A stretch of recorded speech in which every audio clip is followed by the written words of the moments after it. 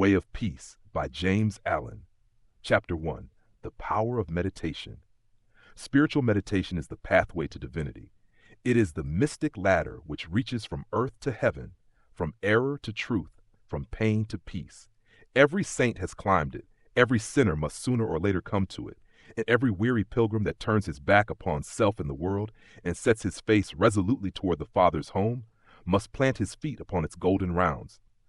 Without its aid, you cannot grow into the divine state, the divine likeness, the divine peace, and the fadeless glories and unpolluting joys of truth will remain hidden from you. Meditation is the intense dwelling, in thought, upon an idea or theme, with the object of thoroughly comprehending it. And whatsoever you constantly meditate upon, you will not only come to understand, but will grow more and more into its likeness, for it will become incorporated into your very being, will become, in fact, your very self. If, therefore, you constantly dwell upon that which is selfish and debasing, you will ultimately become selfish and debased. If you ceaselessly think upon that which is pure and unselfish, you will surely become pure and unselfish. Tell me what that is upon which you most frequently and intensely think, that to which, in your silent hours, your soul most naturally turns, and I will tell you to what place of pain or peace you are traveling, and whether you are growing into the likeness of the divine or the bestial. There is an unavoidable tendency to become literally the embodiment of that quality upon which one most constantly thinks. Let, therefore, the object of your meditation be above and not below, so that every time you revert to it in thought, you will be lifted up. Let it be pure and unmixed with any selfish element. So shall your heart become purified and drawn nearer to truth, and not defiled and dragged more hopelessly into error.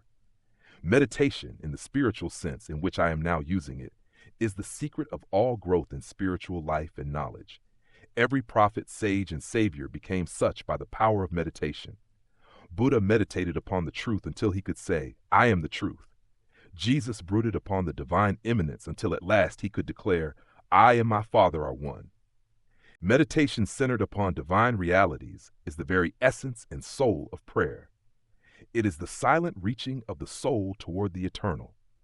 Mere petitionary prayer without meditation is a body without a soul, and is powerless to lift the mind and heart above sin and affliction.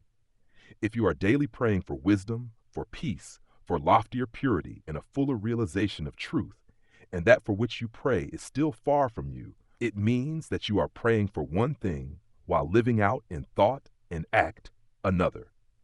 If you will cease from such waywardness, taking your mind off those things, the selfish clinging to which debars you from the possession of the stainless realities for which you pray, if you will no longer ask God to grant you that which you do not deserve, or to bestow upon you that love and compassion which you refuse to bestow upon others, but will commence to think and act in the spirit of truth, you will day by day be growing into those realities, so that ultimately you will become one with them. He who would secure any worldly advantage must be willing to work vigorously for it, and he would be foolish indeed who, waiting with folded hands, expected it to come to him for the mere asking. Do not then vainly imagine that you can obtain the heavenly possessions without making an effort. Only when you commence to work earnestly in the kingdom of truth will you be allowed to partake of the bread of life, and when you have, by patient and uncomplaining effort, earned the spiritual wages for which you ask, they will not be withheld from you. If you really seek truth, and not merely your own gratification, if you love it above all worldly pleasures and gains, more, even, than happiness itself, you will be willing to make the effort necessary for its achievement. If you would be freed from sin and sorrow, if you would taste of that spotless purity for which you sigh and pray, if you would realize wisdom and knowledge, and would enter into the possession of profound and abiding peace, come now and enter the path of meditation, and let the supreme object of your meditation be truth. At the outset, meditation must be distinguished from idle reverie. There is nothing dreamy and unpractical about it. It is a process of searching and uncompromising thought which allows nothing to remain but the simple and naked truth. Thus meditating, you will no longer strive to build yourself up in your prejudices, but forgetting self, you will remember only that you are seeking the truth.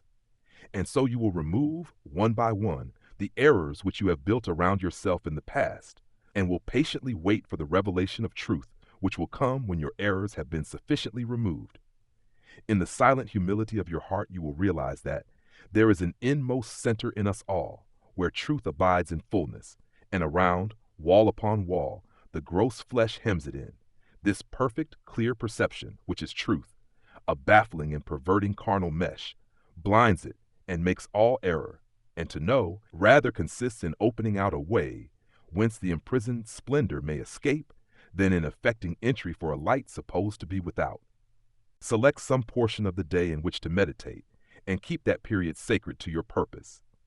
The best time is the very early morning, when the spirit of repose is upon everything. All natural conditions will then be in your favor.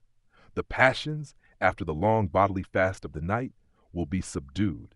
The excitements and worries of the previous day will have died away, and the mind, strong and yet restful, will be receptive to spiritual instruction. Indeed, one of the first efforts you will be called upon to make will be to shake off lethargy and indulgence. And if you refuse, you will be unable to advance, for the demands of the Spirit are imperative. To be spiritually awakened is also to be mentally and physically awakened. The sluggard and the self-indulgent can have no knowledge of truth. He who, possessed of health and strength, wastes the calm, precious hours of the silent morning in drowsy indulgence is totally unfit to climb the heavenly heights. He whose awakening consciousness has become alive to its lofty possibilities, who is beginning to shake off the darkness of ignorance in which the world is enveloped, rises before the stars have ceased their vigil, and grappling with the darkness within his soul, strives, by holy aspiration, to perceive the light of truth while the unawakened world dreams on.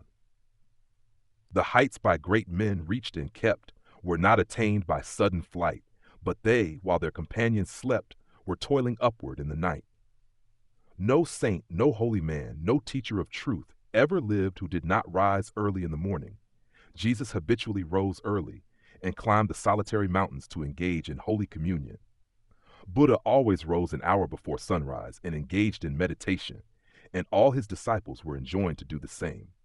If you have to commence your daily duties at a very early hour and are thus debarred from giving the early morning to systematic meditation, try to give an hour at night, and should this, by the length and laboriousness of your daily task, be denied you, you need not despair, for you may turn your thoughts upward in holy meditation in the intervals of your work, or in those few idle minutes which you now waste in aimlessness.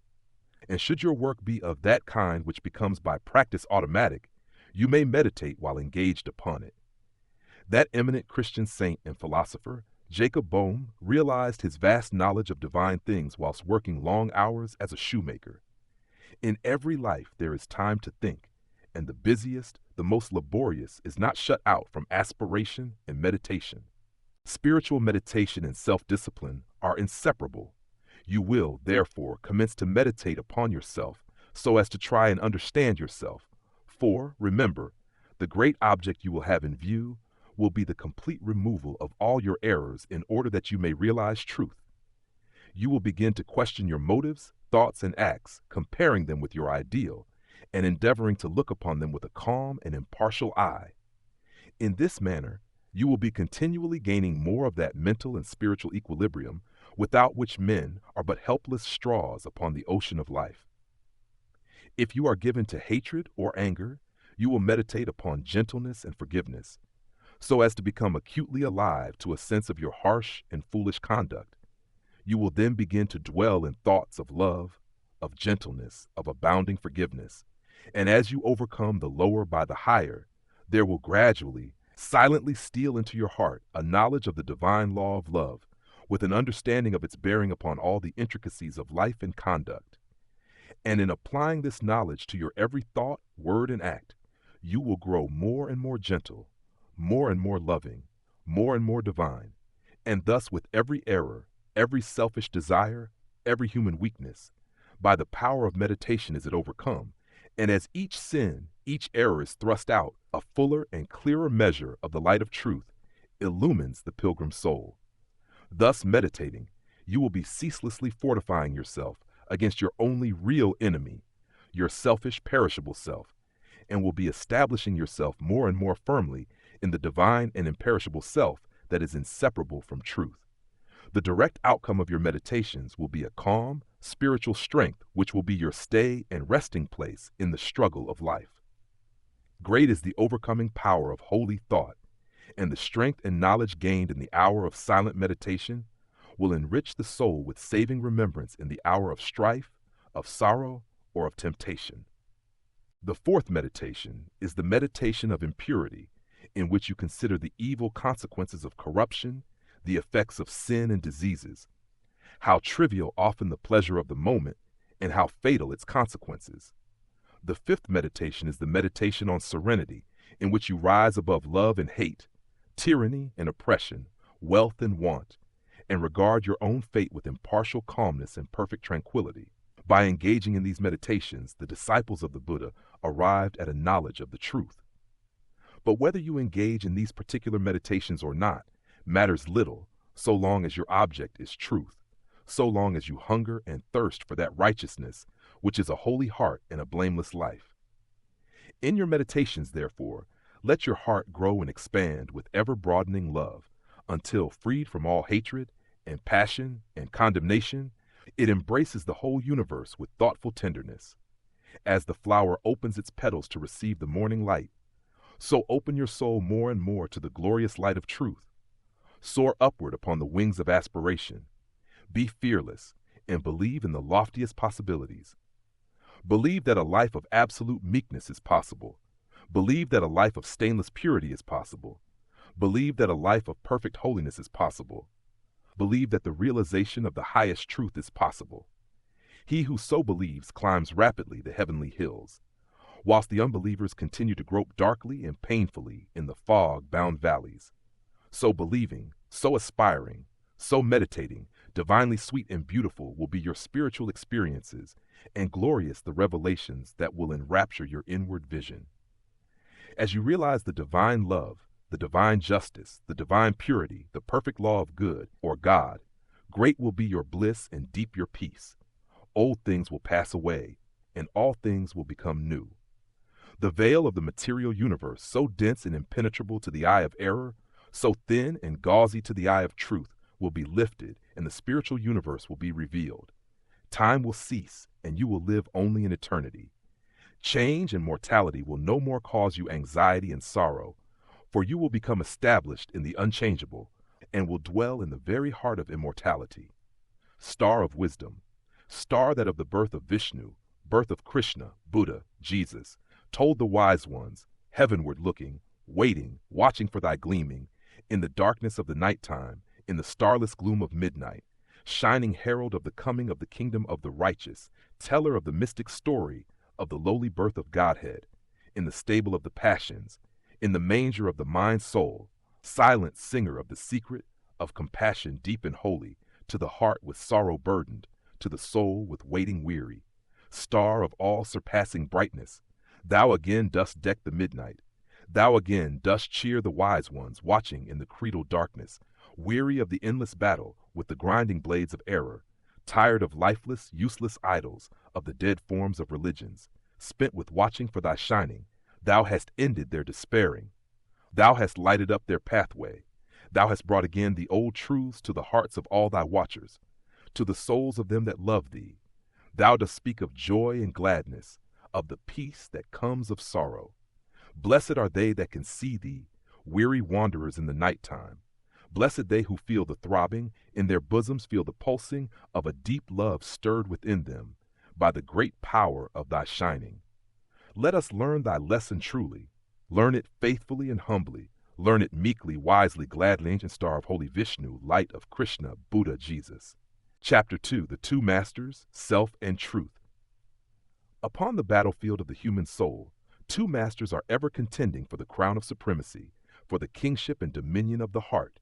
The master of self, called also the prince of this world, and the master of truth, called also the Father God. The master self is that rebellious one whose weapons are passion, pride, avarice, vanity, self-will, implements of darkness. The master truth is that meek and lowly one whose weapons are gentleness, patience, purity, sacrifice, humility, love, instruments of light. In every soul, the battle is waged, and as a soldier cannot engage at once in two opposing armies, so every heart is enlisted either in the ranks of self or of truth. There is no half and half course. There is self and there is truth. Where self is, truth is not. Where truth is, self is not. Thus spake Buddha, the teacher of truth, and Jesus, the manifested Christ, declared that no man can serve two masters, for either he will hate the one and love the other, or else he will hold to the one and despise the other. Ye cannot serve God and mammon. Truth is so simple, so absolutely undeviating and uncompromising that it admits of no complexity, no turning, no qualification. Self is ingenious, crooked, and governed by subtle and snaky desire, admits of endless turnings and qualifications.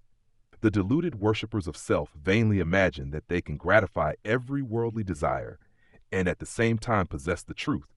But the lovers of truth worship truth with the sacrifice of self and ceaselessly guard themselves against worldliness and self-seeking. Do you seek to know and to realize truth? Then you must be prepared to sacrifice, to renounce to the uttermost, for truth in all its glory can only be perceived and known when the last vestige of self has disappeared. The eternal Christ declared that he who would be his disciple must deny himself daily. Are you willing to deny yourself, to give up your lusts, your prejudices, your opinions? If so, you may enter the narrow way of truth and find that peace from which the world is shut out. The absolute denial, the utter extinction of self is the perfect state of truth, and all religions and philosophies are but so many aids to this supreme attainment.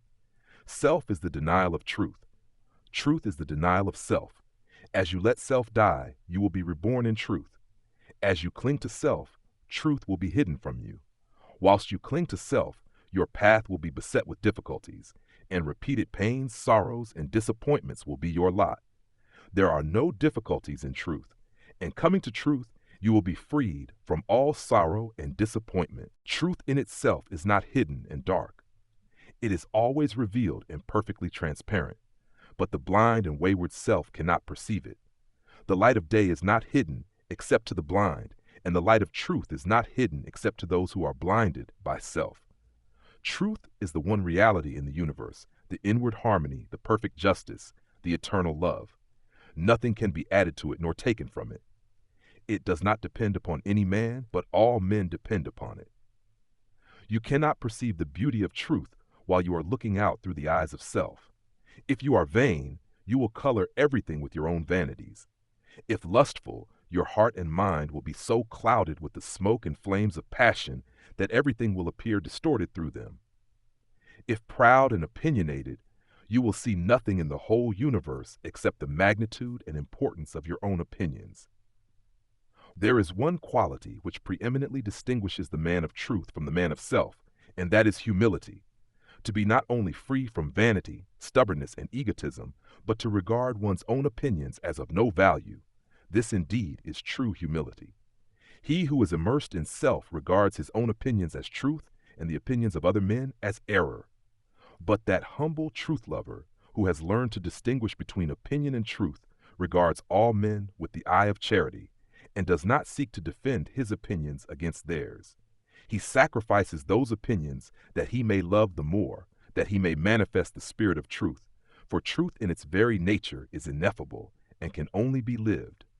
He who has most of charity has most of truth.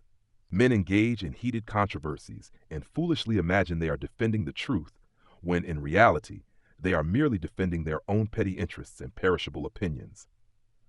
The follower of self takes up arms against others. The follower of truth takes up arms against himself. Truth, being unchangeable and eternal, is independent of your opinion and of mine. We may enter into it, or we may stay outside, but both our defense and our attack are superfluous and are hurled back upon ourselves. Men enslaved by self, passionate, proud, and condemnatory, believe their particular creed or religion to be the truth, and all other religions to be error, and they proselytize with passionate ardor. There is but one religion, the religion of truth. There is but one error, the error of self. Truth is not a formal belief. It is an unselfish, holy, and aspiring heart. And he who has truth is at peace with all and cherishes all with thoughts of love. You may easily know whether you are a child of truth or a worshiper of self if you will silently examine your mind, heart, and conduct. Do you harbor thoughts of suspicion, enmity, envy, lust, pride, or do you strenuously fight against these? If the former, you are chained to self, no matter what religion you may profess. If the latter, you are a candidate for truth, even though outwardly you may profess no religion. Are you passionate, self-willed, ever seeking to gain your own ends, self-indulgent, and self-centered? Or are you gentle, mild, unselfish, quit of every form of self-indulgence, and are ever ready to give up your own? If the former, self is your master. If the latter, truth is the object of your affection. Do you strive for riches? Do you fight with passion for your party? Do you lust for power and leadership? Are you given to ostentation and self-praise? Or have you given up the love of riches? Have you relinquished all strife? Are you content to take the lowest place and to be passed by unnoticed? And have you ceased to talk about yourself and to regard yourself with self-complacent pride? If the former, even though you may imagine you worship God, the God of your heart is self. If the latter, even though you may withhold your lips from worship, you are dwelling with the Most High. The signs by which the truth lover is known are unmistakable. Hear the Holy Krishna declare them in Sir Edwin Arnold's beautiful rendering of the Bhagavad Gita. Fearlessness, singleness of soul, the will always to strive for wisdom, opened hand and governed appetites, and piety, and love of lonely study, humbleness, uprightness, heed to injure naught which lives, truthfulness, slowness unto wrath, a mind that lightly letteth go what others prize, and equanimity, and charity, which spieth no man's faults, and tenderness, towards all that suffer, a contented heart, fluttered by no desires, a bearing mild, modest and grave, with manhood nobly mixed, with patience, fortitude, and purity, an unrevengeful spirit, never given to rate itself too high. Such be the signs, O Indian prince, of him whose feet are set on that fair path which leads to heavenly birth. When men, lost in the devious ways of error and self, have forgotten the heavenly birth, the state of holiness and truth, they set up artificial standards by which to judge one another, and make acceptance of and adherence to their own particular theology, the test of truth, and so men are divided one against another, and there is ceaseless ending strife and unending sorrow and suffering. Reader, do you seek to realize the birth into truth? There is only one way. Let self die.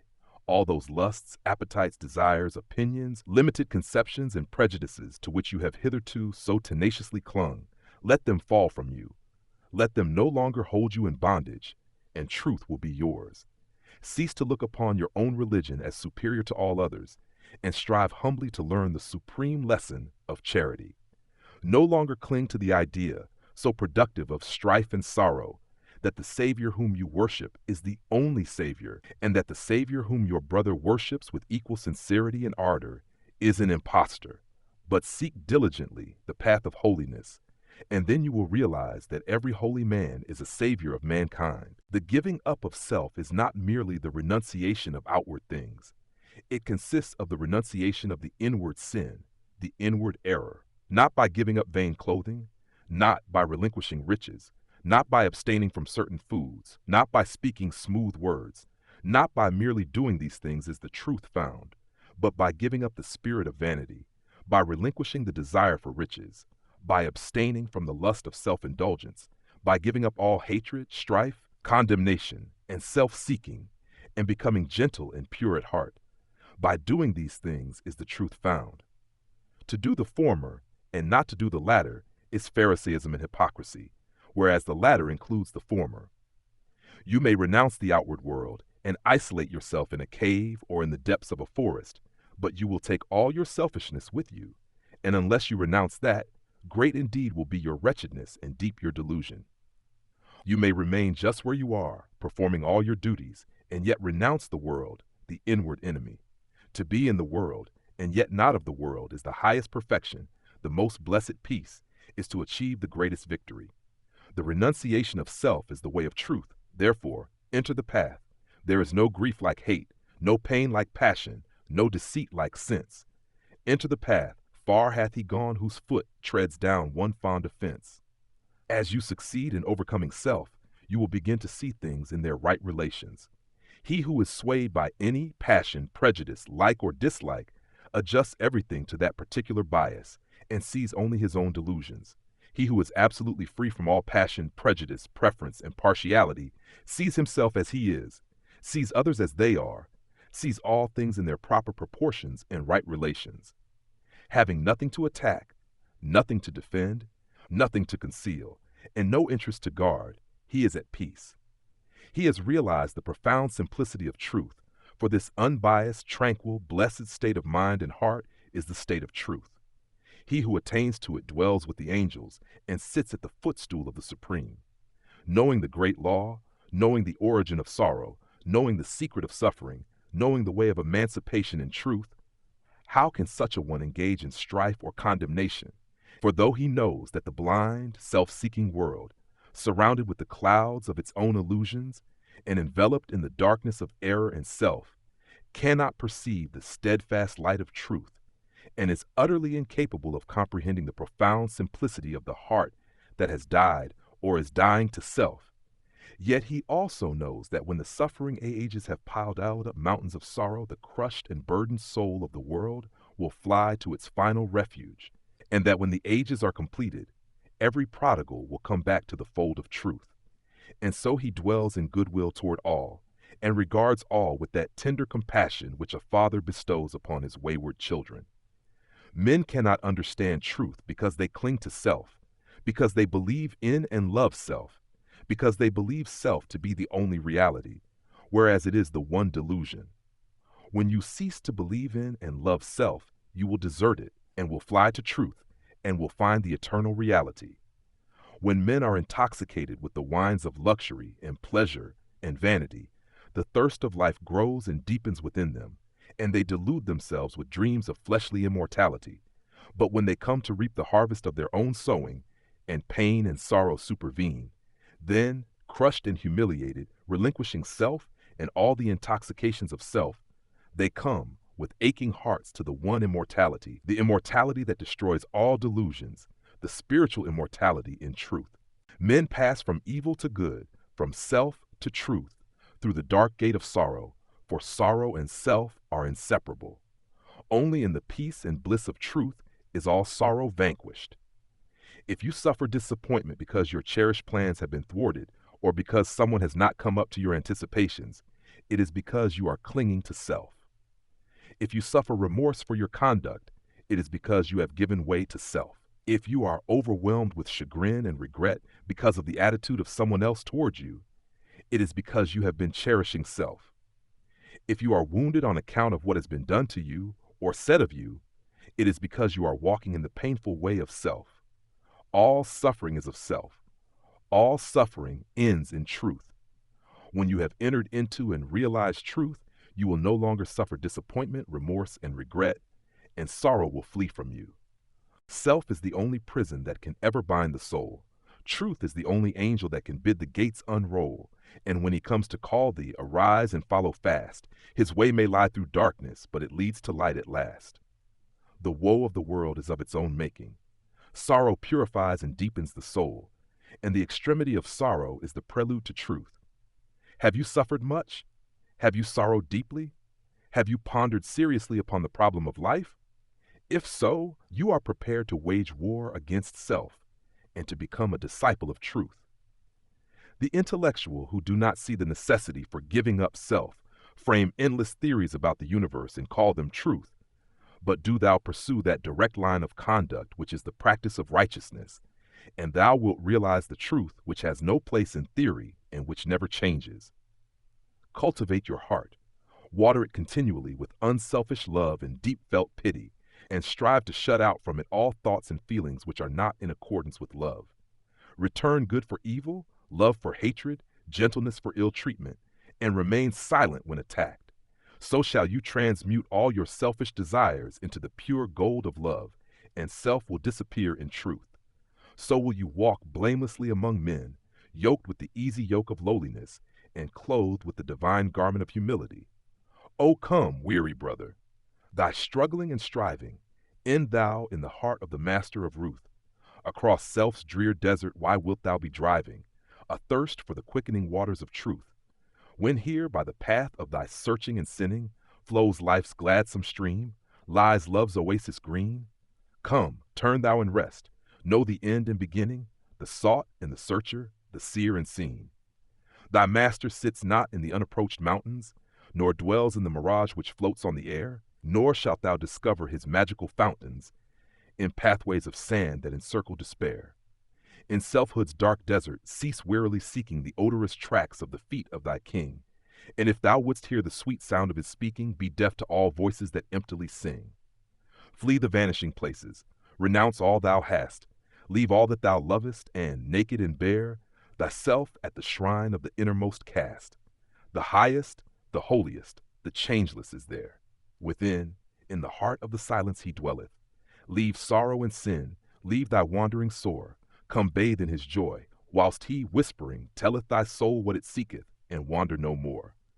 Then cease, weary brother, thy struggling and striving, find peace in the heart of the Master of Ruth. Across self's dark desert cease wearily driving, come, drink at the beautiful waters of truth. Chapter 3. The Acquirement of Spiritual Power.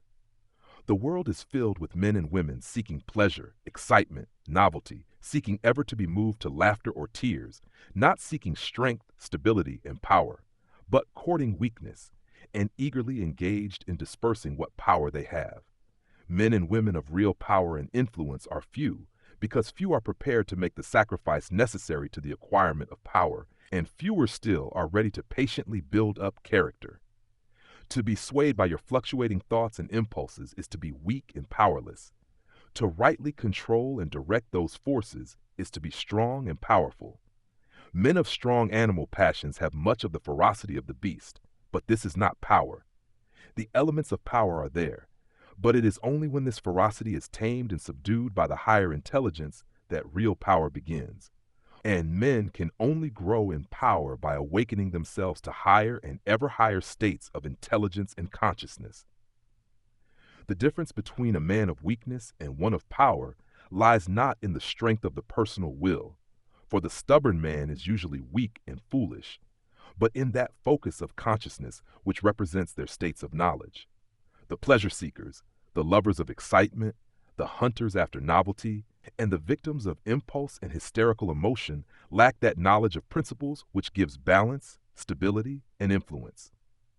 A man commences to develop power when, checking his impulses and selfish inclinations, he falls back upon the higher and calmer consciousness within him and begins to steady himself upon a principle.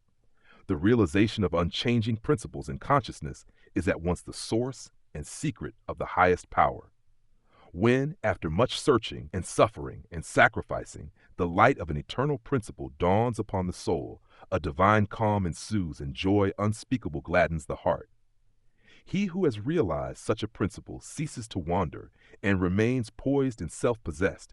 He ceases to be passion's slave and becomes a master builder in the temple of destiny. The man that is governed by self and not by a principle changes his front when his selfish comforts are threatened. Deeply intent upon defending and guarding his own interests, he regards all means as lawful that will subserve that end.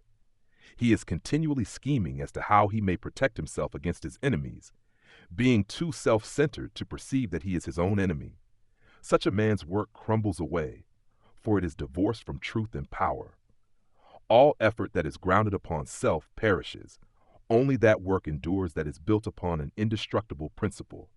The man that stands upon a principle is the same calm, dauntless, self-possessed man under all circumstances. When the hour of trial comes and he has to decide between his personal comforts and truth, he gives up his comforts and remains firm. Even the prospect of torture and death cannot alter or deter him. The man of self regards the loss of his wealth, his comforts, or his life as the greatest calamities which can befall him. The man of principle looks upon these incidents as comparatively insignificant and not to be weighed with loss of character, loss of truth. To desert truth is to him the only happening which can really be called a calamity. It is the hour of crisis which decides who are the minions of darkness and who the children of light. It is the epoch of threatening disaster, ruin, and persecution which divides the sheep from the goats and reveals to the reverential gaze of succeeding ages the men and women of power. It is easy for a man, so long as he is left in the enjoyment of his possessions, to persuade himself that he believes in and adheres to the principles of peace, brotherhood, and universal love.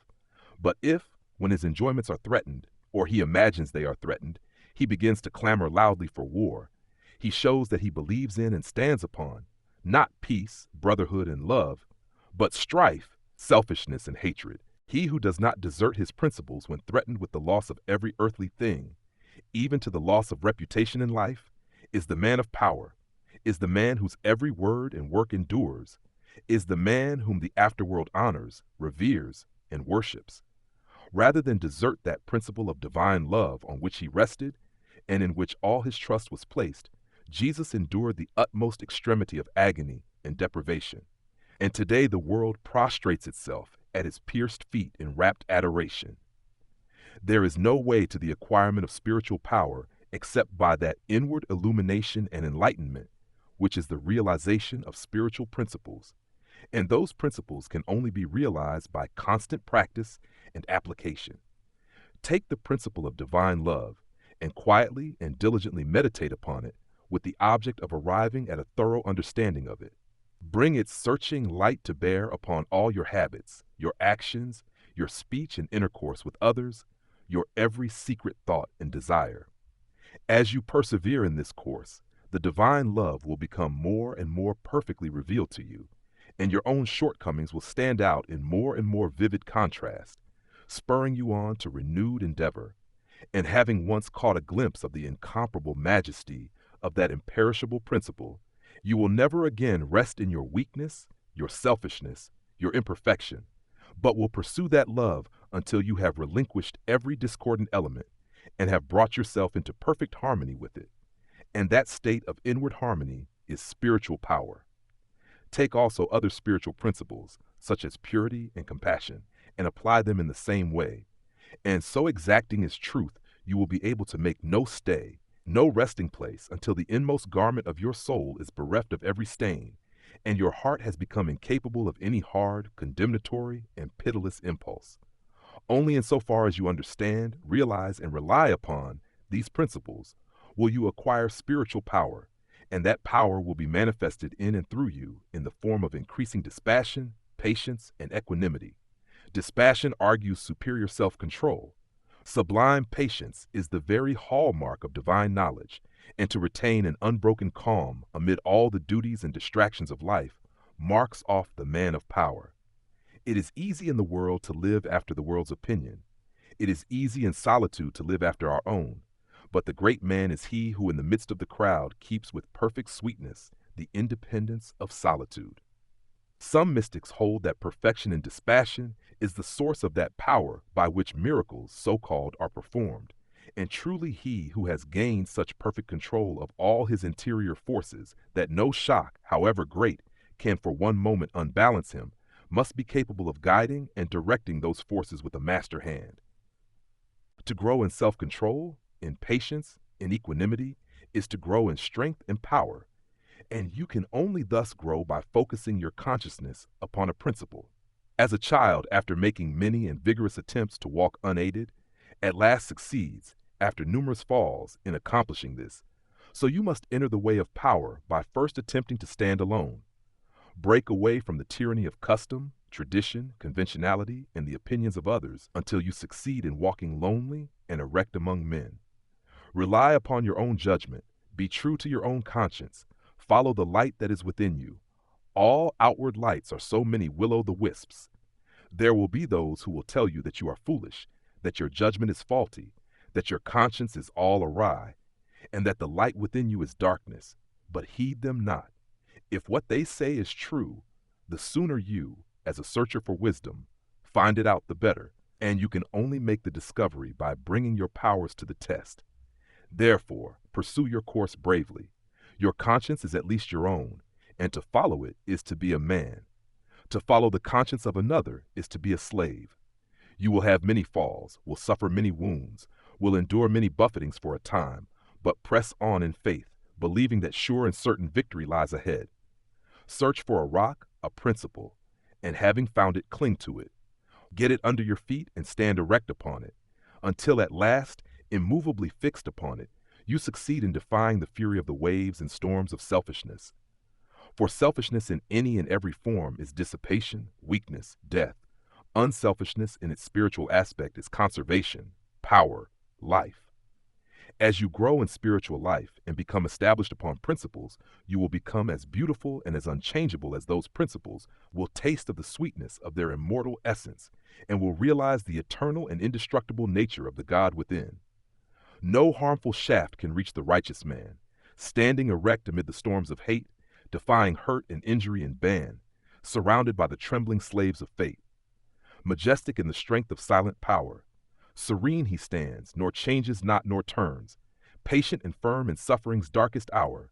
Time bends to him, and death and doom he spurns. Wrath's lurid lightnings round about him play, and hell's deep thunders roll about his head. Yet heeds he not, for him they cannot slay, who stands whence earth and time and space are fled. Sheltered by deathless love, what fear hath he? Armored in changeless truth, what can he know of loss and gain? Knowing eternity, he moves not whilst the shadows come and go. Call him immortal, call him truth and light, and splendor of prophetic majesty, who biddeth thus amid the powers of night, clothed with the glory of divinity. Chapter 4. The Realization of Selfless Love. It is said that Michelangelo saw in every rough block of stone a thing of beauty, awaiting the master hand to bring it into reality. Even so, within each there reposes the divine image awaiting the master hand of faith and the chisel of patience to bring it into manifestation. And that divine image is revealed and realized as stainless, selfless love, hidden deep in every human heart, though frequently covered up with a mass of hard and almost impenetrable accretions, is the spirit of divine love, whose holy and spotless essence is undying and eternal. It is the truth in man. It is that which belongs to the supreme, that which is real and immortal. All else changes and passes away. This alone is permanent and imperishable.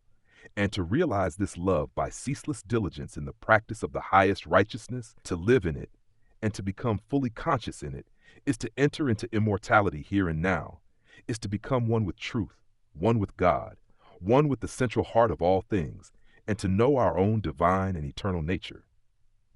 To reach this love, to understand and experience it, one must work with great persistency and diligence upon his heart and mind, must ever renew his patience and keep strong his faith, for there will be much to remove, much to accomplish before the divine image is revealed in all its glorious beauty. He who strives to reach and to accomplish the divine will be tried to the very uttermost, and this is absolutely necessary, for how else could one acquire that sublime patience without which there is no real wisdom, no divinity? Ever and anon, as he proceeds, all his work will seem to be futile, and his efforts appear to be thrown away. Now and then a hasty touch will mar his image, and perhaps when he imagines his work is almost completed, he will find what he imagined to be the beautiful form of divine love utterly destroyed, and he must begin again with his past bitter experience to guide and help him. But he who has resolutely set himself to realize the highest recognizes no such thing as defeat. All failures are apparent, not real. Every slip, every fall, every return to selfishness is a lesson learned, an experience gained, from which a golden grain of wisdom is extracted, helping the striver toward the accomplishment of his lofty object. To recognize that of our vices we can frame a song, a ladder if we will but tread beneath our feet each deed of shame, is to enter the way that leads unmistakably toward the divine, and the failings of one who thus recognizes are so many dead selves upon which he rises as upon stepping stones to higher things. Once come to regard your failings, your sorrows and sufferings as so many voices telling you plainly where you are weak and faulty, where you fall below the true and the divine, you will then begin to ceaselessly watch yourself, and every slip, every pang of pain will show you where you are to set to work, and what you have to remove out of your heart in order to bring it nearer to the likeness of the divine, nearer to the perfect love. And as you proceed, day by day, detaching yourself more and more from the inward selfishness, the love that is selfless will gradually become revealed to you. And when you are growing patient and calm, when your petulances, tempers, and irritabilities are passing away from you, and the more powerful lusts and prejudices cease to dominate and enslave you, then you will know that the divine is awakening within you, that you are drawing near to the eternal heart, that you are not far from that selfless love, the possession of which is peace and immortality. Divine love is distinguished from human loves in this supremely important particular. It is free from partiality. Human loves cling to a particular object to the exclusion of all else, and when that object is removed, great and deep is the resultant suffering to the one who loves. Divine love embraces the whole universe, and without clinging to any part, yet contains within itself the whole, and he who comes to it by gradually purifying and broadening his human loves until all the selfish and impure elements are burnt out of them, ceases from suffering. It is because human loves are narrow and confined and mingled with selfishness that they cause suffering. No suffering can result from that love which is so absolutely pure that it seeks nothing for itself. Nevertheless, human loves are absolutely necessary as steps toward the divine, and no soul is prepared to partake of divine love until it has become capable of the deepest and most intense human love. It is only by passing through human loves and human sufferings that divine love is reached and realized. All human loves are perishable like the forms to which they cling, but there is a love that is imperishable and that does not cling to appearances. All human loves are counterbalanced by human hates, but there is a love that admits of no opposite or reaction, divine and free from all taint of self, that sheds its fragrance on all alike. Human loves are reflections of the divine love and draw the soul nearer to the reality, the love that knows neither sorrow nor change. It is well that the mother, clinging with passionate tenderness to the little helpless form of flesh that lies on her bosom, should be overwhelmed with the dark waters of sorrow when she sees it laid in the cold earth. It is well that her tears should flow and her heart ache, for only thus can she be reminded of the evanescent nature of the joys and objects of sense and be drawn nearer to the eternal and imperishable reality. It is well that lover, brother, sister, husband, wife should suffer deep anguish and be enveloped in gloom when the visible object of their affections is torn from them, so that they may learn to turn their affections toward the invisible source of all, where alone abiding satisfaction is to be found. It is well that the proud, the ambitious, the self-seeking should suffer defeat, humiliation, and misfortune, that they should pass through the scorching fires of affliction, for only thus can the wayward soul be brought to reflect upon the enigma of life. Only thus can the heart be softened and purified and prepared to receive the truth. When the sting of anguish penetrates the heart of human love, when gloom and loneliness and desertion cloud the soul of friendship and trust, then it is that the heart turns toward the sheltering love of the eternal and finds rest in its silent peace. And whosoever comes to this love is not turned away comfortless, is not pierced with anguish nor surrounded with gloom, and is never deserted in the dark hour of trial. The glory of divine love can only be revealed in the heart that is chastened by sorrow, and the image of the heavenly state can only be perceived and realized when the lifeless, formless accretions of ignorance and self are hewn away. Only that love that seeks no personal gratification or reward, that does not make distinctions, and that leaves behind no heartaches, can be called divine. Men, clinging to self and to the comfortless shadows of evil, are in the habit of thinking of divine love as something belonging to a God who is out of reach, as something outside themselves, and that must forever remain outside. Truly, the love of God is ever beyond the reach of self. But when the heart and mind are emptied of self, then the selfless love, the supreme love, the love that is of God or good, becomes an inward and abiding reality. And this inward realization of holy love is none other than the love of Christ that is so much talked about and so little comprehended. The love that not only saves the soul from sin, but lifts it also above the power of temptation. But how may one attain to this sublime realization? The answer which truth has always given, and will ever give to this question is, empty thyself, and I will fill thee. Divine love cannot be known until self is dead, for self is the denial of love, and how can that which is known be also denied?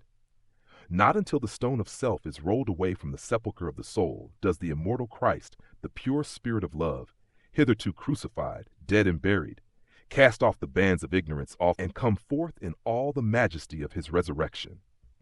You believe that the Christ of Nazareth was put to death and rose again.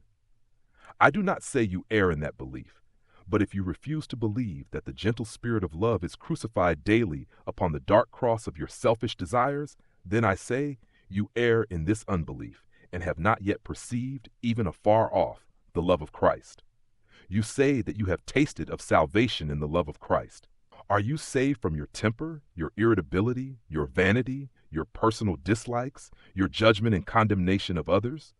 If not, from what are you saved, and wherein have you realized the transforming love of Christ?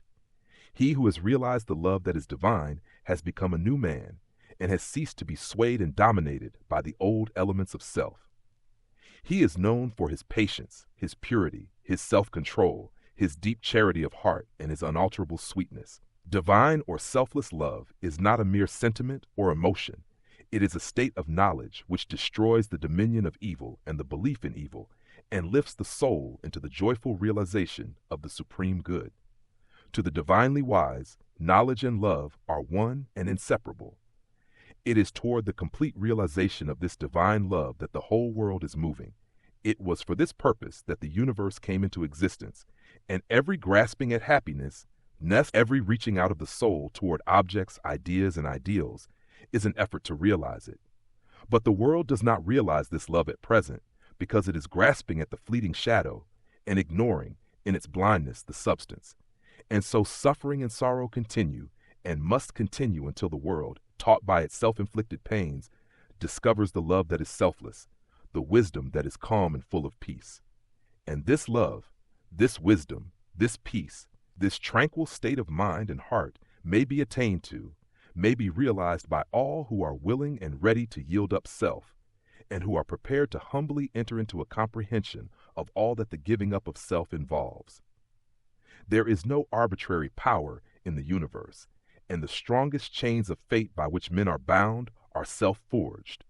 Men are chained to that which causes suffering because they desire to be so, because they love their chains, because they think their little dark prison of self is sweet and beautiful, and they are afraid that if they desert that prison, they will lose all that is real and worth having.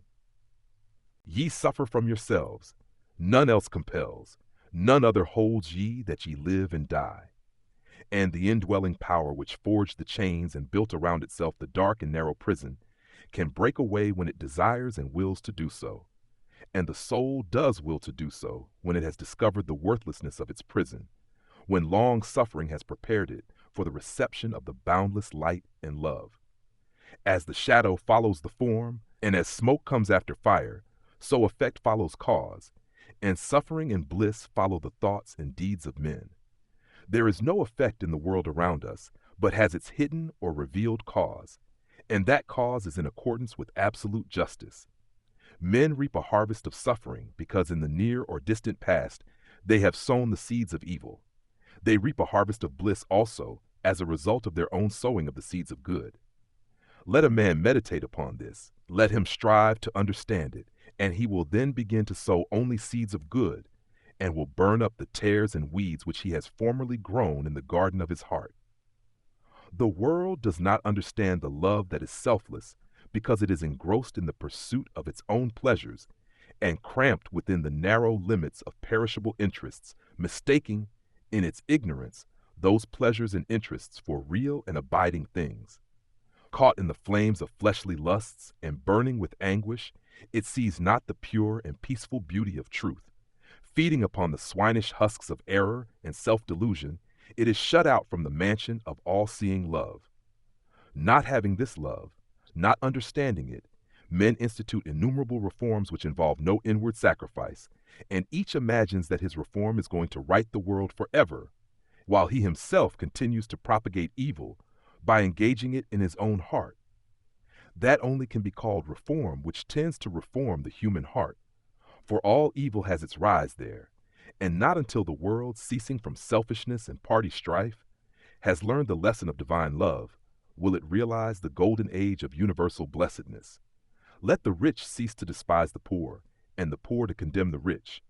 Let the greedy learn how to give, and the lustful how to grow pure. Let the partisan cease from strife, and the uncharitable begin to forgive. Let the envious endeavor to rejoice with others, and the slanderers grow ashamed of their conduct. Let men and women take this course, and lo, the golden age is at hand. He, therefore, who purifies his own heart is the world's greatest benefactor. Yet, though the world is, and will be for many ages to come, shut out from that age of gold, which is the realization of selfless love, you, if you are willing, may enter it now by rising above your selfish self. If you will pass from prejudice, hatred, and condemnation to gentle and forgiving love. Where hatred, dislike, and condemnation are, selfless love does not abide. It resides only in the heart that has ceased from all condemnation. You say, "How can I love the drunkard, the hypocrite, the sneak, the murderer? I am compelled to dislike and condemn such men." It is true you cannot love such men emotionally, but when you say that you must perforce dislike and condemn them, you show that you are not acquainted with the great overruling love. For it is possible to attain to such a state of interior enlightenment as will enable you to perceive the train of causes by which these men have become as they are, to enter into their intense sufferings, and to know the certainty of their ultimate purification. Possessed of such knowledge, it will be utterly impossible for you any longer to dislike or condemn them, and you will always think of them with perfect calmness and deep compassion. If you love people and speak of them with praise until they in some way thwart you or do something of which you disapprove, and then you dislike them and speak of them with dispraise, you are not governed by the love which is of God. If, in your heart, you are continually arraigning and condemning others, selfless love is hidden from you. He who knows that love is at the heart of all things and has realized the all-sufficing power of that love has no room in his heart for condemnation. Men, not knowing this love, constitute themselves judge and executioner of their fellows, forgetting that there is the eternal judge and executioner. And in so far as men deviate from them in their own views, their particular reforms and methods, they brand them as fanatical, unbalanced, lacking judgment, sincerity, and honesty. In so far as others approximate to their own standard, do they look upon them as being everything that is admirable. Such are the men who are centered in self. But he whose heart is centered in the supreme love does not so brand and classify men, does not seek to convert men to his own views, nor to convince them of the superiority of his methods. Knowing the law of love, he lives it and maintains the same calm attitude of mind and sweetness of heart toward all. The debased and the virtuous, the foolish and the wise, the learned and the unlearned, the selfish and the unselfish receive alike the benediction of his tranquil thought. You can only attain to this supreme knowledge, this divine love, by unremitting endeavor in self-discipline and by gaining victory after victory over yourself. Only the pure in heart see God, and when your heart is sufficiently purified, you will enter into the new birth, and the love that does not die, nor change, nor end in pain and sorrow will be awakened within you, and you will be at peace. He who strives for the attainment of divine love is ever seeking to overcome the spirit of condemnation. For where there is pure spiritual knowledge, condemnation cannot exist, and only in the heart that has become incapable of condemnation is love perfected and fully realized. The Christian condemns the atheist satirizes the Christian. The Catholic and Protestant are ceaselessly engaged in wordy warfare, and the spirit of strife and hatred rules where peace and love should be. He that hateth his brother is a murderer, a crucifier of the divine spirit of love. And until you can regard men of all religions and of no religion with the same impartial spirit, with all freedom from dislike, and with perfect equanimity, you have yet to strive for that love which bestows upon its possessor freedom and salvation. The realization of divine knowledge, selfless love, utterly destroys the spirit of condemnation, disperses all evil, and lifts the consciousness to that height of pure vision where love, goodness, justice are seen to be universal, supreme, all-conquering, indestructible. Train your mind in strong, impartial, and gentle thought. Train your heart in purity and compassion. Train your tongue to silence and to true and stainless speech. So shall you enter the way of holiness and peace, and shall ultimately realize the immortal love. So living, Without seeking to convert, you will convince. Without arguing, you will teach. Not cherishing ambition, the wise will find you out. And without striving to gain men's opinions, you will subdue their hearts. For love is all-conquering, all-powerful, and the thoughts and deeds and words of love can never perish. To know that love is universal, supreme, all-sufficing, to be freed from the trammels of evil, to be quit of the inward unrest, to know that all men are striving to realize the truth each in his own way, to be satisfied, sorrowless, serene. This is peace. This is gladness. This is immortality. This is divinity. This is the realization of selfless love. I stood upon the shore and saw the rocks resist the onslaught of the mighty sea, and when I thought how all the countless shocks they had withstood through an eternity, I said, to wear away this solid main, the ceaseless efforts of the waves are vain. But when I thought how they the rocks had rent, and saw the sand and shingles at my feet, poor passive remnants of resistance spent, tumbled and tossed where they the waters meet, then saw I ancient landmarks neath the waves, and knew the waters held the stones their slaves. I saw the mighty work the waters wrought, by patient softness and unceasing flow, how they the proudest promontory brought unto their feet, and massy hills laid low, how the soft drops the adamantine wall conquered at last, and brought it to its fall. And then I knew that hard, resisting sin should yield at last to love's soft, ceaseless roll, coming and going, ever flowing in, upon the proud rocks of the human soul, that all resistance should be spent and past, and every heart yield unto it at last. Chapter 5. Entering into the Infinite. From the beginning of time, man, in spite of his bodily appetites and desires, in the midst of all his clinging to earthly and impermanent things, has ever been intuitively conscious of the limited, transient, and illusionary nature of his material existence, and in his sane and silent moments has tried to reach out into a comprehension of the infinite, and has turned with tearful aspiration toward the restful reality of the eternal heart. While vainly imagining that the pleasures of earth are real and satisfying, pain and sorrow continually remind him of their unreal and unsatisfying nature.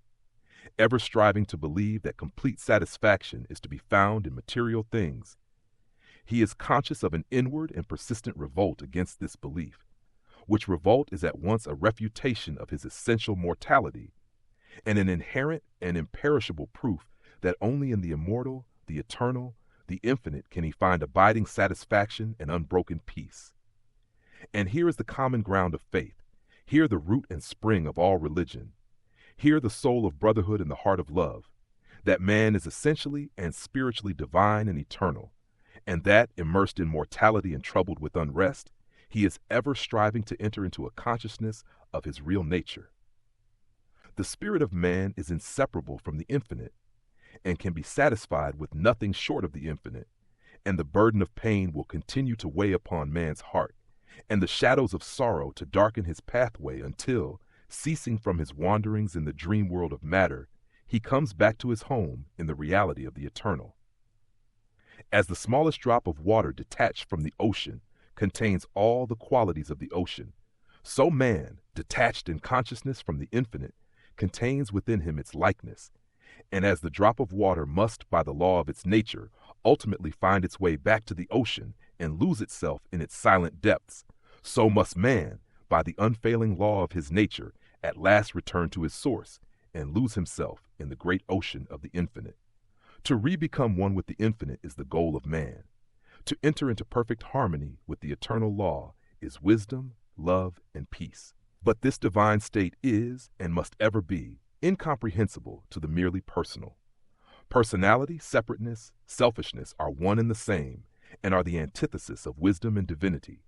By the unqualified surrender of the personality, separateness and selfishness cease, and man enters into the possession of his divine heritage of immortality and infinity. Such surrender of the personality is regarded by the worldly and selfish mind as the most grievous of all calamities, the most irreparable loss, yet it is the one supreme and incomparable blessing, the only real and lasting gain. The mind unenlightened upon the inner laws of being and upon the nature and destiny of its own life clings to transient appearances, things which have in them no enduring substantiality, and so clinging, perishes, for the time being, amid the shattered wreckage of its own illusions.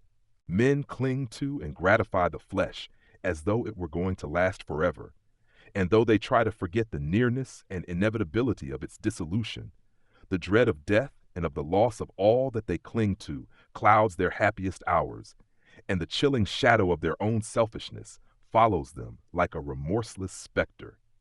And with the accumulation of temporal comforts and luxuries, the divinity within men is drugged, and they sink deeper and deeper into materiality, into the perishable life of the senses. And where there is sufficient intellect, theories concerning the immortality of the flesh come to be regarded as infallible truths. When a man's soul is clouded with selfishness in any or every form, he loses the power of spiritual discrimination and confuses the temporal with the eternal, the perishable with the permanent, mortality with immortality, and error with truth. It is thus that the world has come to be filled with theories and speculations having no foundation in human experience. Every body of flesh contains within itself, from the hour of birth, the elements of its own destruction, and by the unalterable law of its own nature must it pass away. The perishable in the universe can never become permanent. The permanent can never pass away. The mortal can never become immortal. The immortal can never die. The temporal cannot become eternal, nor the eternal become temporal. Appearance can never become reality, nor reality fade into appearance. Error can never become truth, nor can truth become error. Man cannot immortalize the flesh, but by overcoming the flesh, by relinquishing all its inclinations, he can enter the region of immortality. God alone hath immortality, and only by realizing the God state of consciousness does man enter into immortality. All nature in its myriad forms of life is changeable, impermanent, unenduring. Only the informing principle of nature endures. Nature is many and is marked by separation. The informing principle is one and is marked by unity. By overcoming the senses and the selfishness within, which is the overcoming of nature, man emerges from the chrysalis of the personal and illusory and wings himself into the glorious light of the impersonal, the region of universal truth, out of which all perishable forms come. Let men therefore practice self-denial. Let them conquer their animal inclinations. Let them refuse to be enslaved by luxury and pleasure. Let them practice virtue and grow daily into high and ever higher virtue, until at last they grow into the divine and enter into both the practice and the comprehension of humility, meekness, forgiveness, compassion, and love, which practice and comprehension constitute divinity. Goodwill gives insight, and only he who has so conquered his personality that he has but one attitude of mind, that of goodwill toward all creatures, is possessed of divine insight and is capable of distinguishing the true from the false. The supremely good man is, therefore, the wise man, the divine man, the enlightened seer, the knower of the eternal. Where you find unbroken gentleness, enduring patience, sublime lowliness, graciousness of speech, self-control, self-forgetfulness, and deep and abounding sympathy, look there for the highest wisdom. Seek the company of such a one, for he has realized the divine. He lives with the eternal. He has become one with the infinite. Believe not him that is impatient, given to anger, boastful, who clings to pleasure and refuses to renounce his selfish gratifications, and who practices not goodwill and far-reaching compassion, for such a one hath not wisdom. Vain is all his knowledge, and his works and words will perish, for they are grounded on that which passes away. Let a man abandon self. Let him overcome the world. Let him deny the personal. By this pathway only can he enter into the heart of the infinite. The world, the body, the personality are mirages upon the desert of time, transitory dreams in the dark night of spiritual slumber. And those who have crossed the desert, those who are spiritually awakened, have alone comprehended the universal reality, where all appearances are dispersed and dreaming and delusion are destroyed. There is one great law which exacts unconditional obedience, one unifying principle which is the basis of all diversity, one eternal truth wherein all the problems of earth pass away like shadows. To realize this law, this unity, this truth, is to enter into the infinite, is to become one with the eternal. To center one's life in the great law of love is to enter into rest, harmony, peace. To refrain from all participation in evil and discord, to cease from all resistance to evil, and from the omission of that which is good, and to fall back upon unswerving obedience to the holy calm within, is to enter into the inmost heart of things, is to attain to a living, conscious experience of that eternal and infinite principle which must ever remain a hidden mystery to the merely perceptive intellect. Until this principle is realized, the soul is not established in peace, and he who so realizes is truly wise, not wise with the wisdom of the learned, but with the simplicity of a blameless heart and of a divine manhood. To enter into a realization of the infinite and eternal is to rise superior to time and the world and the body which comprise the kingdom of darkness, and is to become established in immortality, heaven, and the spirit which make up the empire of light. Entering into the infinite is not a mere theory or sentiment. It is a vital experience which is the result of assiduous practice in inward purification. When the body is no longer believed to be, even remotely, the real man, when all appetites and desires are thoroughly subdued and purified, when the emotions are rested and calm, and when the oscillation of the intellect ceases and perfect poise is secured, then, and not till then, does consciousness become one with the infinite. Not until then is childlike wisdom and profound peace secured. Men grow weary and gray over the dark problems of life, and finally pass away and leave them unsolved because they cannot see their way out of the darkness of the personality, being too much engrossed in its limitations. Seeking to save his personal life, man forfeits the greater impersonal life in truth. Clinging to the perishable, he is shut out from a knowledge of the eternal. By the surrender of self, all difficulties are overcome, and there is no error in the universe, but the fire of inward sacrifice will burn it up like chaff. No problem, however great, but will disappear like a shadow under the searching light of self-abnegation. Problems exist only in our own self-created illusions, and they vanish away when self is yielded up. Self and error are synonymous. Error is involved in the darkness of unfathomable complexity, but eternal simplicity is the glory of truth. Love of self shuts men out from truth, and seeking their own personal happiness, they lose the deeper, purer, and more abiding bliss. Says Carlyle, there is in man a higher than love of happiness. He can do without happiness, and instead thereof find blessedness. Love not pleasure, love God. This is the everlasting yea, wherein all contradiction is solved, wherein whoso walks and works, it is well with him. He who has yielded up that self, that personality that men most love, and to which they cling with such fierce tenacity, has left behind him all perplexity, and has entered into a simplicity so profoundly simple as to be looked upon by the world, involved as it is in a network of error, as foolishness. Yet such a one has realized the highest wisdom, and is at rest in the infinite.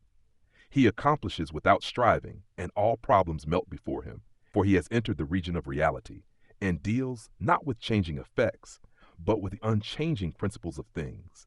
He is enlightened with a wisdom which is as superior to ratiocination as reason is to animality.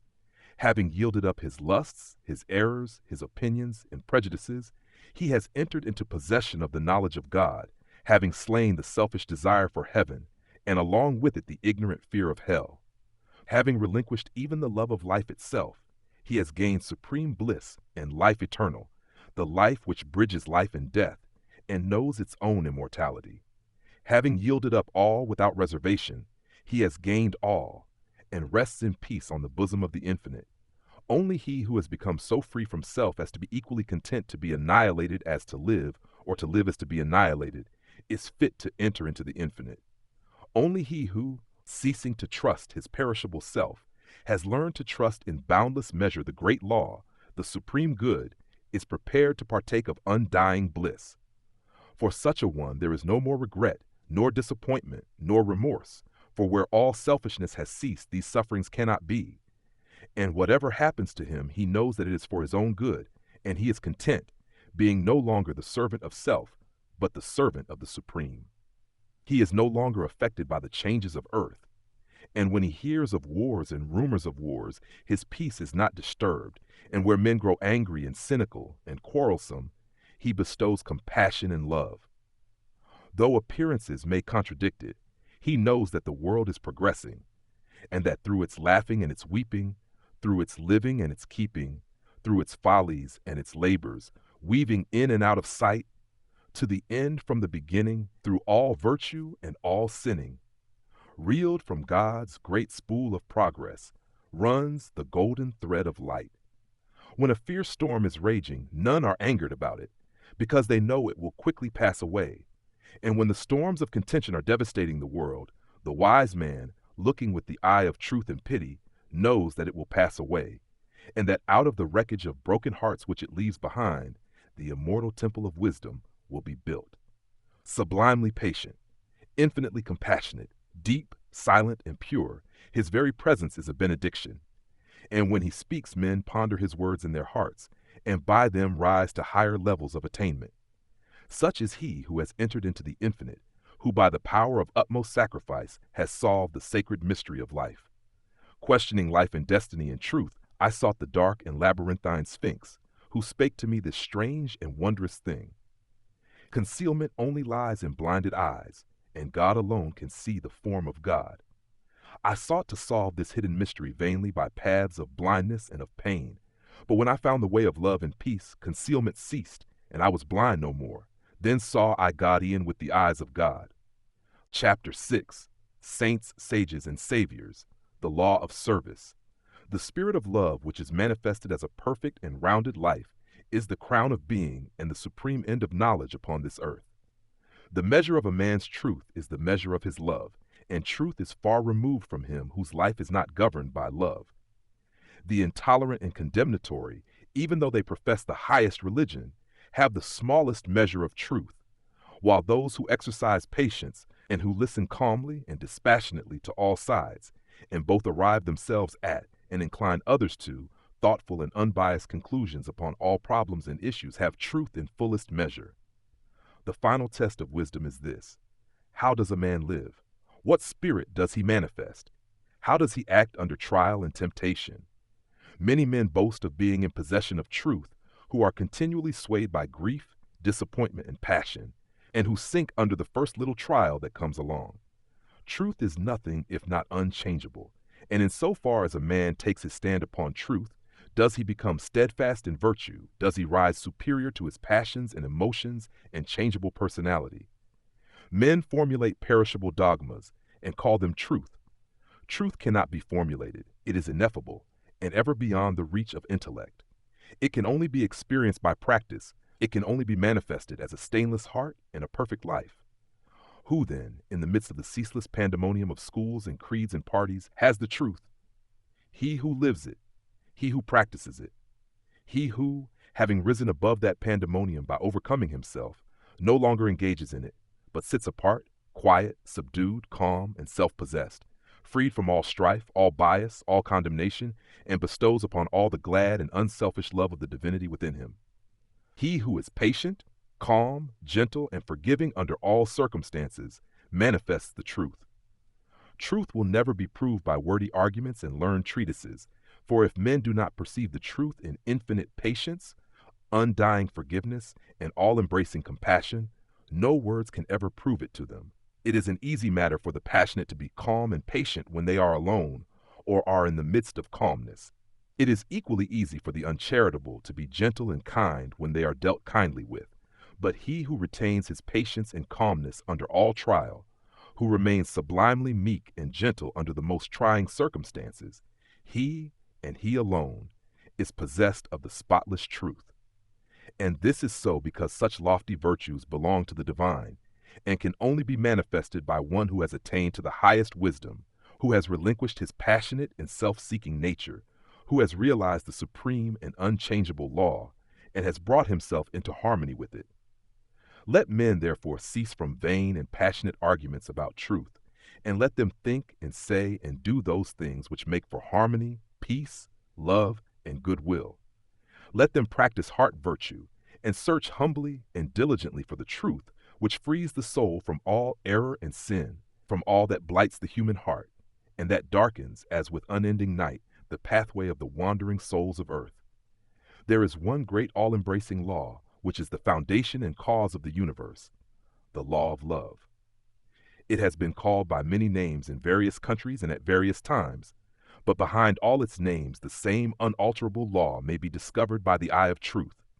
Names, religions, personalities pass away, but the law of love remains. To become possessed of a knowledge of this law, to enter into conscious harmony with it, is to become immortal, invincible, indestructible. It is because of the effort of the soul to realize this law that men come again and again to live, to suffer, and to die. And when realized, suffering ceases, personality is dispersed, and the fleshly life and death are destroyed, for consciousness becomes one with the eternal. The law is absolutely impersonal, and its highest manifested expression is that of service. When the purified heart has realized truth, it is then called upon to make the last, the greatest and holiest sacrifice, the sacrifice of the well-earned enjoyment of truth. It is by virtue of this sacrifice that the divinely emancipated soul comes to dwell among men, clothed with a body of flesh, content to dwell among the lowliest and least, and to be esteemed the servant of all mankind.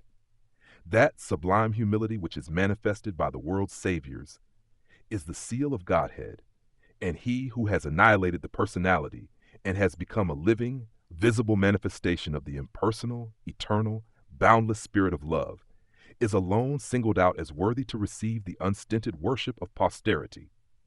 He only who succeeds in humbling himself with that divine humility, which is not only the extinction of self, but is also the pouring out upon all the spirit of unselfish love, is exalted above measure and given spiritual dominion in the hearts of mankind.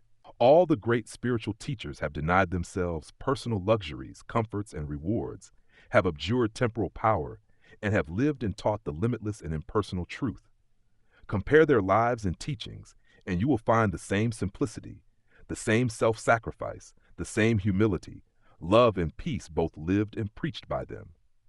They taught the same eternal principles, the realization of which destroys all evil. Those who have been hailed and worshipped as the saviors of mankind are manifestations of the great impersonal law, and being such, were free from passion and prejudice, and having no opinions, and no special letter of doctrine to preach and defend, they never sought to convert and to proselytize.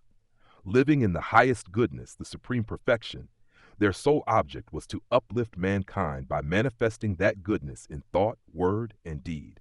They stand between man, the personal, and God, the impersonal, and serve as exemplary types for the salvation of self-enslaved mankind. Men who are immersed in self and who cannot comprehend the goodness that is absolutely impersonal deny divinity to all saviors except their own, and thus introduce personal hatred and doctrinal controversy, and, while defending their own particular views with passion, look upon each other as being heathens or infidels, and so render null and void, as far as their lives are concerned, the unselfish beauty and holy grandeur of the lives and teachings of their own masters. Truth cannot be limited. It can never be the special prerogative of any man, school, or nation, and when personality steps in, truth is lost. The glory alike of the saint, the sage, and the savior is this, that he has realized the most profound lowliness, the most sublime unselfishness. Having given up all, even his own personality, all his works are holy and enduring, for they are freed from every taint of self. He gives, yet never thinks of receiving. He works without regretting the past or anticipating the future, and never looks for reward. When the farmer has tilled and dressed his land and put in the seed, he knows that he has done all that he can possibly do, and that now he must trust to the elements and wait patiently for the course of time to bring about the harvest, and that no amount of expectancy on his part will affect the result. Even so, he who has realized truth goes forth as a sower of the seeds of goodness, purity, love, and peace without expectancy, and never looking for results, knowing that there is the great overruling law, which brings about its own harvest in due time, and which is alike the source of preservation and destruction. Men, not understanding the divine simplicity of a profoundly unselfish heart, look upon their particular Savior as the manifestation of a special miracle, as being something entirely apart and distinct from the nature of things, and as being, in his ethical excellence, eternally unapproachable by the whole of mankind. This attitude of unbelief, for such it is, in the divine perfectibility of man, paralyzes effort and binds the souls of men as with strong ropes to sin and suffering. Jesus grew in wisdom and was perfected by suffering. What Jesus was, he became such. What Buddha was, he became such. And every holy man became such by unremitting perseverance in self-sacrifice. Once realize that by watchful effort and hopeful perseverance, you can rise above your lower nature, and great and glorious will be the vistas of attainment that will open out before you. Buddha vowed that he would not relax his efforts until he arrived at the state of perfection, and he accomplished his purpose. What the saints, sages, and saviors have accomplished, you likewise may accomplish if you will only tread the way which they trod and pointed out the way of self-sacrifice, of self-denying service. Truth is very simple. It says, give up self, come unto me, away from all that defiles, and I will give you rest. All the mountains of commentary that have been piled upon it cannot hide it from the heart that is earnestly seeking for righteousness. It does not require learning. It can be known in spite of learning. Disguised under many forms by erring self-seeking man, the beautiful simplicity and clear transparency of truth remains unaltered and undimmed, and the unselfish heart enters into and partakes of its shining radiance. Not by weaving complex theories, not by building up speculative philosophies is truth realized, but by weaving the web of inward purity, by building up the temple of a stainless life is truth realized. He who enters upon this holy way begins by restraining his passions. This is virtue and is the beginning of saintship, and saintship is the beginning of holiness. The entirely worldly man gratifies all his desires and practices no more restraint than the law of the land in which he lives demands. The virtuous man restrains his passions. The saint attacks the enemy of truth in its stronghold within his own heart, and restrains all selfish and impure thoughts, while the holy man is he who is free from passion and all impure thought, and to whom goodness and purity have become as natural as scent and color are to the flower. The holy man is divinely wise. He alone knows truth in its fullness, and has entered into abiding rest and peace. For him evil has ceased. It has disappeared in the universal light of the all-good.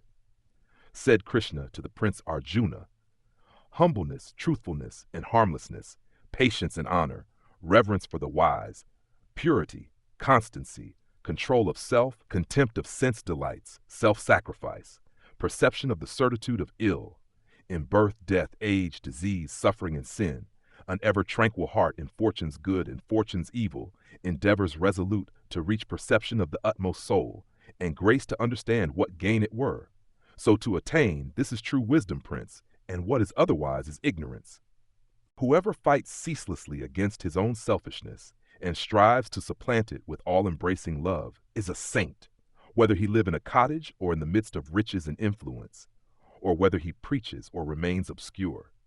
To the worldling, who is beginning to aspire towards higher things, the saint, such as a sweet St. Francis of Assisi or a conquering St. Anthony, is a glorious and inspiring spectacle.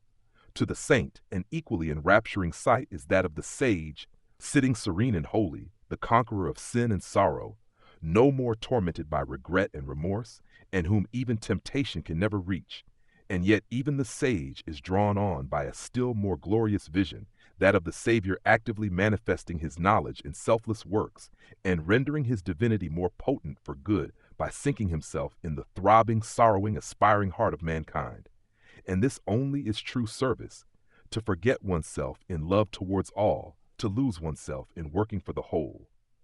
O thou vain and foolish man, who thinkest that thy many works can save thee, who, chained to all error, talkest loudly of thyself, thy work, and thy many sacrifices, and magnifiest thine own importance. Know this, that though thy fame fill the whole earth, all thy work shall come to dust, and thou thyself be reckoned lower than the least in the kingdom of truth. Only the work that is impersonal can live. The works of self are both powerless and perishable. Where duties, howsoever humble, are done without self-interest and with joyful sacrifice, there is true service and enduring work. Where deeds, however brilliant and apparently successful, are done from love of self, there is ignorance of the law of service, and the work perishes. It is given to the world to learn one great and divine lesson, the lesson of absolute unselfishness. The saints, sages, and saviors of all time are they who have submitted themselves to this task, and have learned and lived it. All the scriptures of the world are framed to teach this one lesson. All the great teachers reiterate it. It is too simple for the world which, scorning it, stumbles along in the complex ways of selfishness. A pure heart is the end of all religion and the beginning of divinity. To search for this righteousness is to walk the way of truth and peace, and he who enters this way will soon perceive that immortality which is independent of birth and death, and will realize that in the divine economy of the universe, the humblest effort is not lost. The divinity of a Krishna, a Gautama, or a Jesus is the crowning glory of self-abnegation, the end of the soul's pilgrimage in matter and mortality, and the world will not have finished its long journey until every soul has become as these and has entered into the blissful realization of its own divinity. Great glory crowns the heights of hope by arduous struggle won. Bright honor rounds the hoary head that mighty works hath done. Fair riches come to him who strives in ways of golden gain, and fame enshrines his name who works with genius glowing brain. But greater glory waits for him who, in the bloodless strife, gainst self and wrong adopts in love the sacrificial life. And brighter honor rounds the brow of him who, mid the scorns of blind idolaters of self, accepts the crown of thorns. And fairer, purer riches come to him who greatly strives to walk in ways of love and truth to sweeten human lives.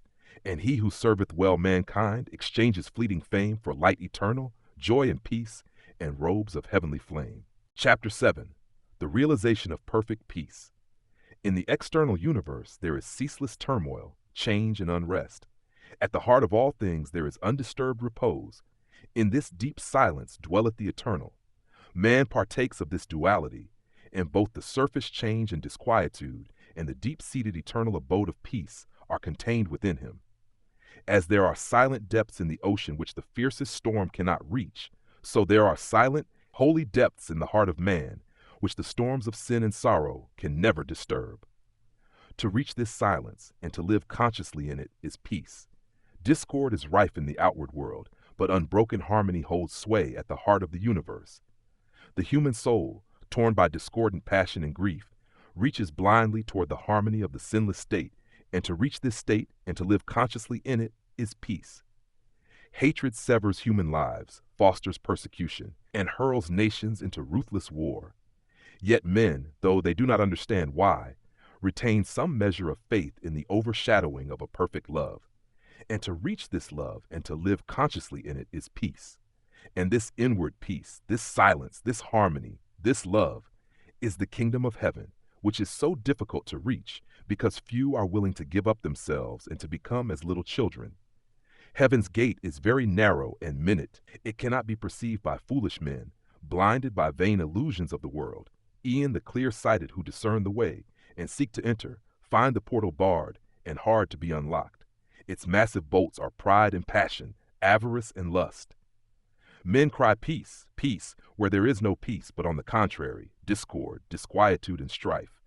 Apart from that wisdom which is inseparable from self-renunciation, there can be no real and abiding peace.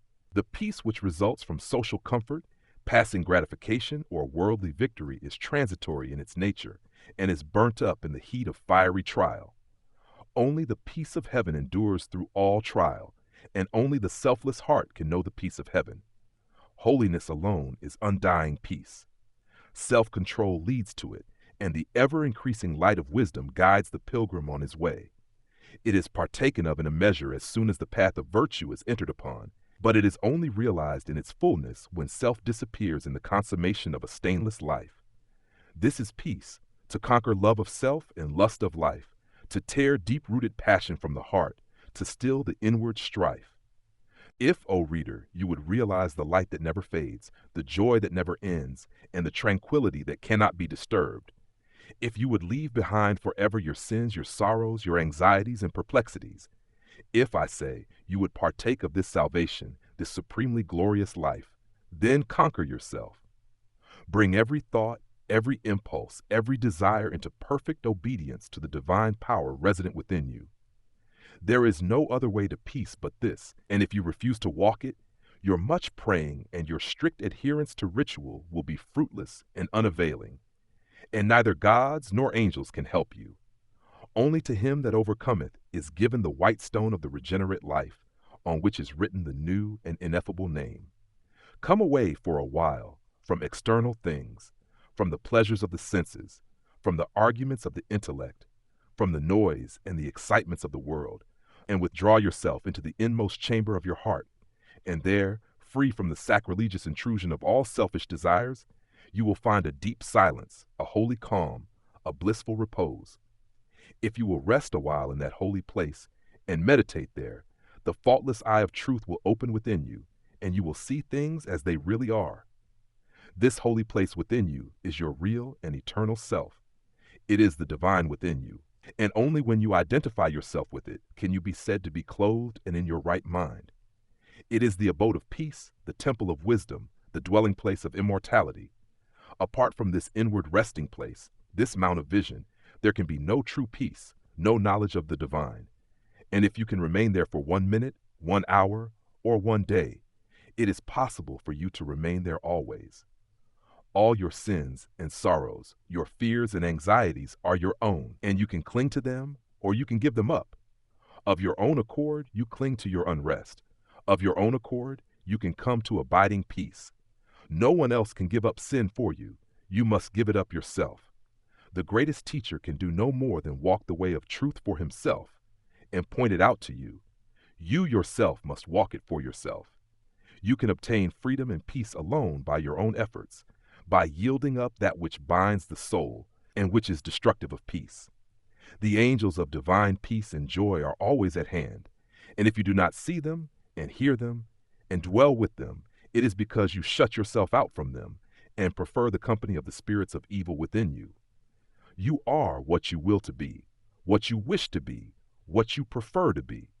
You can commence to purify yourself, and by so doing can arrive at peace, or you can refuse to purify yourself and so remain with suffering. Step aside then, come out of the fret and the fever of life, away from the scorching heat of self, and enter the inward resting place where the cooling airs of peace will calm, renew, and restore you. Come out of the storms of sin and anguish. Why be troubled and tempest-tossed when the haven of the peace of God is yours? Give up all self-seeking. Give up self, and lo, the peace of God is yours. Subdue the animal within you. Conquer every selfish uprising, every discordant voice. Transmute the base metals of your selfish nature into the unalloyed gold of love, and you shall realize the life of perfect peace. Thus subduing, thus conquering, thus transmuting, you will, O reader, while living in the flesh, cross the dark waters of mortality, and will reach that shore upon which the storms of sorrow never beat, and where sin and suffering and dark uncertainty cannot come. Standing upon that shore, holy, compassionate, awakened, and self-possessed and glad with unending gladness, you will realize that never the Spirit was born, the Spirit will cease to be never. Never was time it was not. End and beginning are dreams. Birthless and deathless and changeless remaineth the Spirit forever. Death hath not touched it at all, dead though the house of it seems.